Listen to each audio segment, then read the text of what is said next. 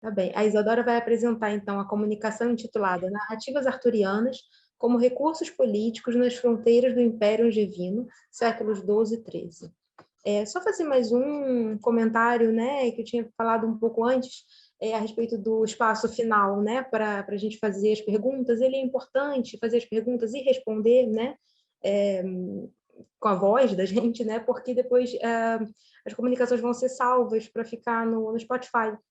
Então, é importante a gente guardar esse espaço, né, para as perguntas e respostas ao final das apresentações, tá bem? Desculpa, Isadora, só fazendo esse parênteses antes da sua apresentação, fique à vontade, você tem até 20 minutos para apresentar. Imagina, maravilha, obrigada, Andréia. Vou pedir licença para compartilhar minha tela. Bom, então o título da minha comunicação é Narrativas Arturianas como Recursos Políticos nas Fronteiras do Império Angevino. Eu vou passar pelos séculos XII e XIII, a minha comunicação vai ser um pouco mais fragmentária, eu vou trabalhar com uma multiplicidade de fontes, diferente do que a gente viu hoje, que é uma leitura mais aprofundada em um tipo só de fonte. Eu vou apresentar um panorama sobre a tradição arturiana e como ela é mobilizada pelos plantagenetos nos séculos XII e XIII para fazer uma construção política. E aí são coisas que eu tenho pensado na minha dissertação de mestrado, que eu quero trabalhar agora no doutorado, mas eu preciso dizer que eu vou oferecer mais perguntas do que respostas. Então, eu vou estar trabalhando com esse conceito de fronteira, que é um conceito que vem sendo desenvolvido na medievalística nas últimas décadas, mas que ainda precisa de mão de obra para, enfim, para que a gente trabalhe com esse conceito, porque vocês vão ver que ele é um conceito mais fluido na história medieval, e a gente trabalha com os conceitos desenvolvidos pela historiografia da Idade Moderna, Idade Contemporânea, e nem sempre eles transmigram também para o medievo. Bom, eu sou Isadora, sou mestranda no programa de pós-graduação em História Social na USP, sou orientada pela professora Ana Paula Magalhães e pelo professor Marcos Pacega, da UFMA. Sou financiada pela CAPES. Quero agradecer ao PEN por receber minha comunicação. E aí a gente passa. Eu vou apresentar primeiro a tradição arturiana, que é uma tradição longa durante a Idade Média. Ela começa a se sedimentar no século XII, né? No século XII a gente tem a primeira sistematização na palavra escrita do Arthur, mas antes disso ele já era um herói preeminente na tradição oral, e a gente sabe disso porque a gente tem algumas fontes, como o Mabinogion e o Livro Negro de Carmarthen. O Matheus, que está aqui, pode falar melhor do que eu sobre essas fontes, mas são fontes escritas em galês, são manuscritos que sobrevivem. O Mabinogion, ele data do século XI, ele foi composto entre o século XI e o século XVI, mas alguns historiadores acreditam que ele contenha resquícios de um substrato folclórico mais antigo.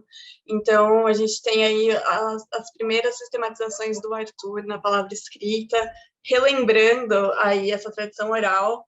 E aqui a gente vai trabalhar com o conceito de circularidade do Bakhtin, então, né, a circularidade tanto em cultura popular e cultura erudita, quanto entre a tradição oral e a palavra escrita.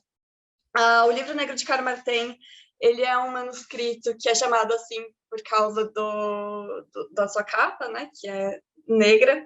Ele está na biblioteca de Aberystwyth, e ele foi composto entre os séculos VI e XIII, e aí ele menciona o Arthur em vários pontos.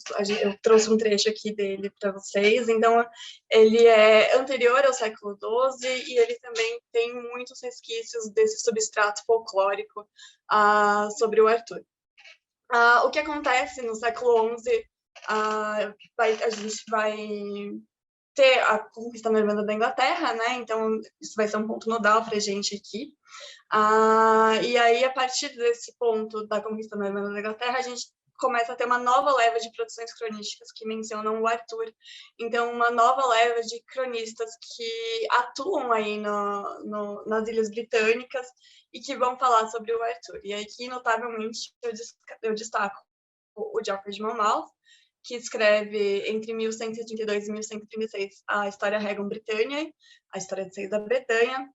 E o Geoffrey, como eu argumento na minha dissertação, alguns aqui já conhecem minha pesquisa, ele é o principal responsável por moldar o Arthur que a gente conhece hoje, que chega para a gente nos medievalismos e neomedievalismos, né? O Arthur como um imperador guerreiro, necessariamente, como alguém que vai trazer a Grã-Bretanha de volta ao seu estado de glória, e normalmente como alguém que vai lutar contra os invasores das Ilhas Britânicas.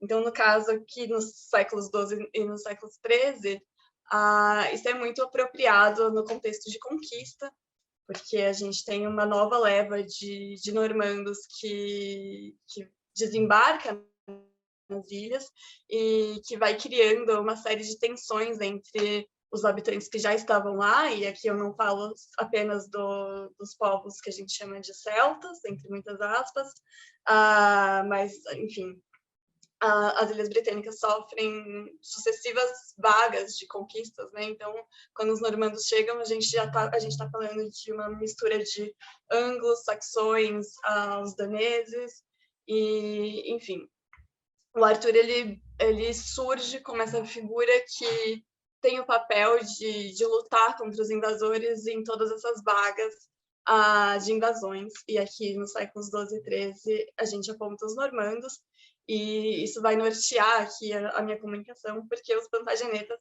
eles descendem do Guilherme Conquistador e eles vão ser responsáveis por gerir esse império, que é um império que é internacional, né? Se a gente for considerar as fronteiras contemporâneas. Então, ele vai pegar a Inglaterra, a França, uma parte da Itália, e eles vão nesses processos de conquista. Então, nesse sentido, a gente vai ter a emergência de alguns cronistas que atuam nas franjas do Império, e aqui a gente tem uma diferenciação de conceito, né? Uma diferenciação conceitual, que a gente tem fronteira e franja. Fronteira seria frontier, em inglês, e franja seria border.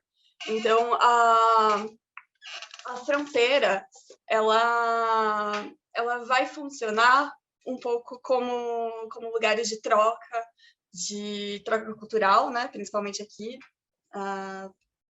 que estamos pesquisando na linha da história da cultura. E as franjas são esses lugares de intersecção, mas são lugares físicos. Bom, essa é uma estanza do Livro Negro de Carmarthen. Ela está nessa edição do William King. Nessa estanza, a gente vê já aqui delineada uma tradição desse apelo messiânico do Arthur. Então, ele vai dizer um túmulo para Marte, um túmulo para Gwyttur, um túmulo para Gwangan, da Espada Vermelha, e o mundo se pergunta sobre um túmulo para Arthur, escondido até o dia do juízo final, o túmulo do Arthur. Então, a gente vê aí uma tradição que se forma em relação a esse apelo messiânico do Arthur, e isso vai ser um problema nas fronteiras do Império, porque os insurgentes galeses, os insurgentes do norte da Inglaterra, eles vão se apropriar da figura do Arthur contra os normandos, e eles se valem dessa tradição que é muito extensa e que vai se sedimentando aí ao longo dos séculos XII e XIII.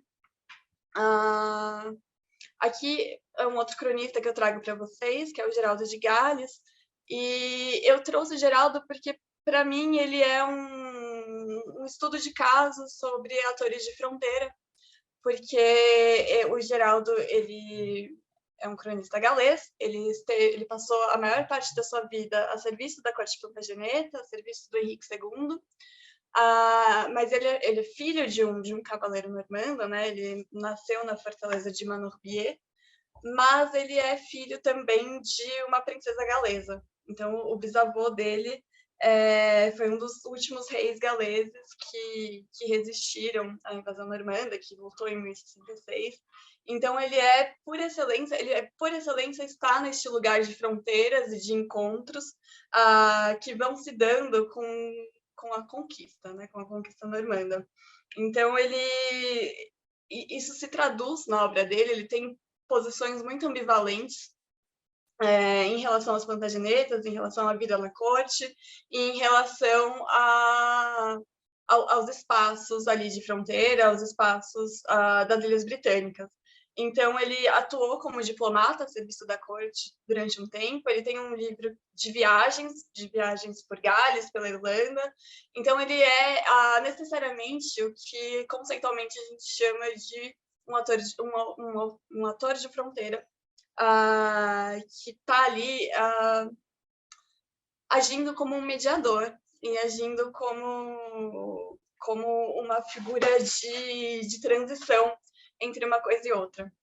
E aí, em 1191, ele vai a Glastonbury, a abadia de Glastonbury, e ele narra a escavação dos corpos do Arthur e da Guinevere.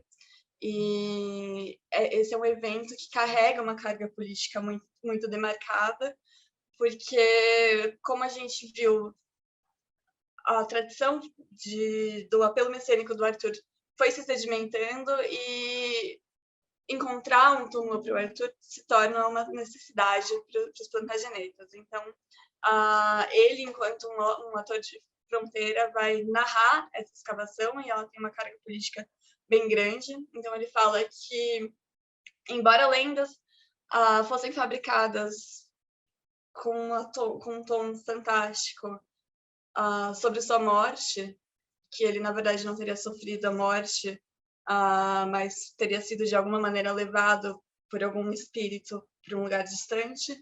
Seu corpo foi descoberto em Glastonbury, no nosso próprio tempo, escondido muito profundamente na terra, num caixão de carvalho entre duas pirâmides, onde eles erigiram um lugar sagrado. Então, esse evento é um dos muitos eventos que os Plantagenetas vão criar para se apropriar do Arthur e mobilizá-lo com propósitos políticos. Aqui a gente usa o conceito do Bakhtin, do hibridismo, para posicionar esses atores de fronteira, né? Então, para o Bakhtin, o hibridismo é o encontro profícuo de línguas e linguagens, e aí é nesse encontro que a transmissão cultural pode acontecer. Então, as narrativas arturianas, que são narrativas insulares, né? Que são narrativas, entre aspas, dos povos celtas, elas vão sendo apropriadas pelos colonizadores, sendo apropriadas pelos normandos, e elas vão tomando outras formas e sendo mobilizadas para os propósitos dos próprios colonizadores, né? Até que elas se tornem, por excelência, outras coisas. Então, aqui eu trago uma citação do Gaston Parry, e ele vai falar que não há, na história literária do mundo, o fenômeno mais tocante que essa conquista poética da Europa romana e germânica por um pequeno povo obscuro, desprezado, caçado para além dos mares ou precipitado a um canto de seu antigo domínio, impondo a seus vencedores ou a povos para os quais seu nome era ignoto, seu ideal e seus heróis, a música com que exprimia sua alma e os sonhos em que havia buscado a alegria de sua imaginação e a consolação de suas dores.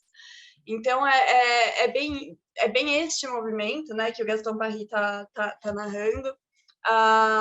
O povo obscuro e desprezado e caçado para além dos mares, na verdade, são os povos insulares aqui, né? E é este movimento que as narrativas arturianas fazem nas franjas do Império Plantageneta. Elas vão sair do contexto local e viajar para outros lugares que os Plantagenetas colonizam, inclusive a Sicília, a gente vai chegar lá. Bom, e como a gente analisa, né, o conceito de fronteira e como que a gente mobiliza ele para os estudos medievais? Como eu estava dizendo para vocês no começo da apresentação, na medievalística, nas últimas décadas, foi se formando o estudo das fronteiras, muito em cima do que o Frederick Jackson Turner pensa quando ele olha para a história dos Estados Unidos e vai analisar as fronteiras entre México e Estados Unidos. Então, o Frederick ele vai conceber as fronteiras como espaços de trocas, como espaços de nascença cultural, mas também espaços em que podem se dar tensões e violência, e não apenas como espaços onde termina uma identificação nacional, né, como a gente pensaria para tempos contemporâneos. É importante dizer que as fronteiras medievais elas são um pouco mais fluidas, porque a gente tem identificações étnicas, que a gente pode, às vezes, pescar nas pontes. Então, por exemplo, no Geraldo de Gales isso é muito demarcado, né? Ele vem de Gales, ele está sempre falando de Gales, e ele se identifica como galês. No Geoffrey de Monmouth, a mesma questão, né? Ele se identifica com o condado de Monmouth, que é em Gales também. Ele tem esses marcadores étnicos nas crônicas, a gente consegue pescar, mas nem sempre é o caso. E aí a gente tem um problema de análise mesmo, porque além desses demarcadores étnicos que a gente atribui depois, a gente também tem a identificação primeva, né, da comunitas medieval, que é a identificação com a comunidade dos cristãos, e a identificação com a comunidade local. Então, a gente tem essas três instâncias em que a gente pode identificar formas de se ver na Idade Média, e todas elas devem entrar na conceituação de fronteiras quando a gente olha para o medievo. E aí a gente pode pensar também em categorizar, né, como centro e periferia. Eu acho que o estudo mais notável, né, nesse sentido é o estudo do Wallerstein, que é um teórico que vai pensar a Idade Moderna, mas é importante que a gente fique atento a mobilizar esses conceitos de outras áreas da história, né? Porque, por exemplo, o Wallerstein ele vai pensar em um moderno sistema mundo em que o centro e a periferia têm trocas desiguais.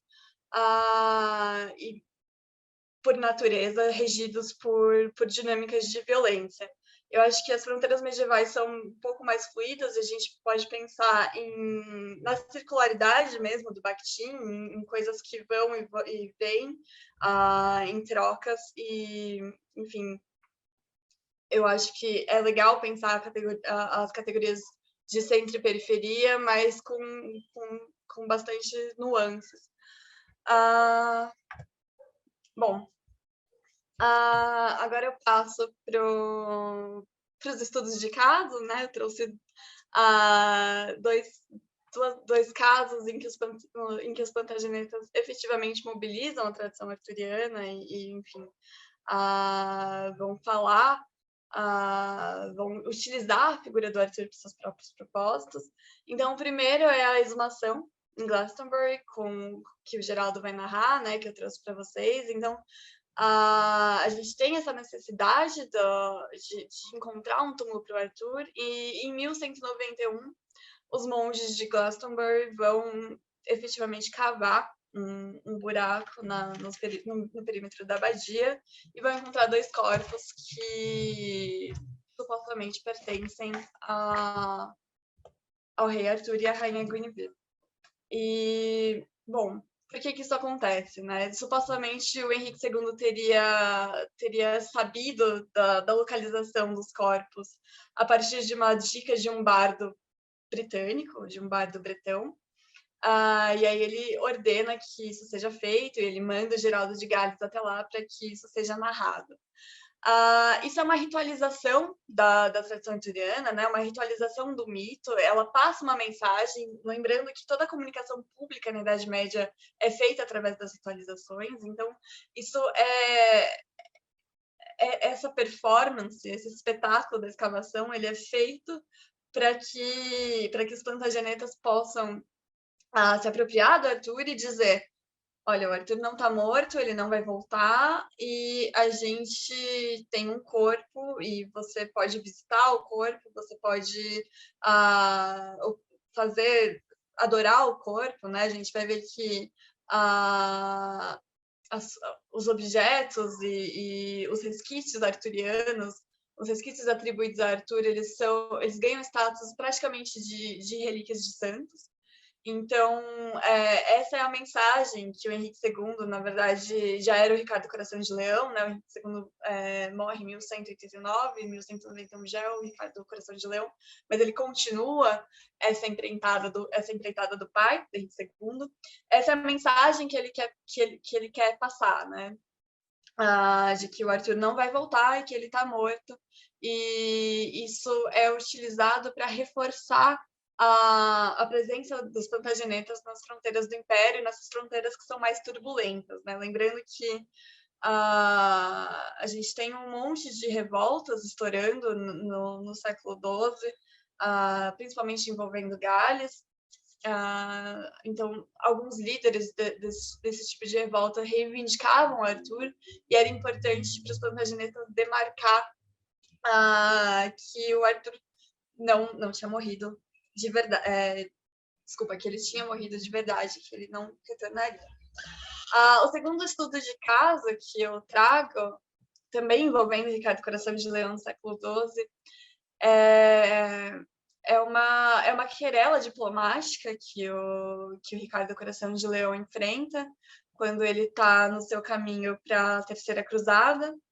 Então, ele vai passar um tempo na Sicília, a Sicília que é um domínio plantageneta, é um domínio normando, né? E ele, inclusive, encontra o Felipe da França nessa empreitada. E o que acontece? O marido da Rainha Joana, irmã do Ricardo Coração de Leão, que estava governando a Sicília, morre. A Rainha Joana fica enviuvada e não se aceita a herança normanda ao trono, né? Se reivindica aí se reivindica o trono para Tancredo, que é um bastardo descendente do Roger II, conde da Sicília. Então, o Ricardo Coração de Leão se vê entremeado nessa querela diplomática, né, nessa querela pelo domínio da Sicília. E, enfim, o Tancredo, que está reivindicando o trono da Sicília, ele sequestra Joana, irmã do Ricardo Coração de Leão, e depois de uma série de empreitadas do Ricardo na Sicília, um cerco, inclusive, o Tancredo acaba devolvendo a Joana, acaba liberando-a, e como recompensa, o Ricardo ele presenteia Tancredo, rei da Sicília, com a espada de Arthur. E aí vocês veem aí na crônica do Rogério de Rodemben, ele fala que ele mandou ao Tancredo a espada que os britânicos chamam Excalibur. Então, aqui a gente vê novamente os objetos atrelados a Arthur e as coisas e os resquícios arturianos sendo usados com propósitos políticos e sendo usados para mediar conflitos nas fronteiras e para mediar conflitos aí nas bordas do Império, né? Nesses lugares que não são o centro, né? Não é a Normandia, e que estão sempre em disputa. Então, os Plantagenetas vão mobilizar o Arthur, mesmo Arthur sendo um herói da tradição oral, um herói que é autóctone das Ilhas Britânicas. A conclusão é que o Arthur é completamente fagocitado pelos colonizadores, pelos Plantagenetas, para a formação e afirmação das fronteiras do Império Angevino. E aí a gente volta para a tese do Robert Brollette, que vai falar que esse momento dos séculos XII e séculos XIII é um momento de formação de identidade europeia, né? a ir para essas regiões, e a gente vai testemunhar uma integração entre os territórios, principalmente entre o que é hoje a França e o que é hoje a Inglaterra, e isso se reflete muito em como esses dois territórios interagem até hoje. Bom, esse é um pouco da bibliografia que eu precisei. Ainda é uma pesquisa que está um pouco crua conceitualmente, mas é isso. Espero que vocês tenham contribuições. Muito obrigada.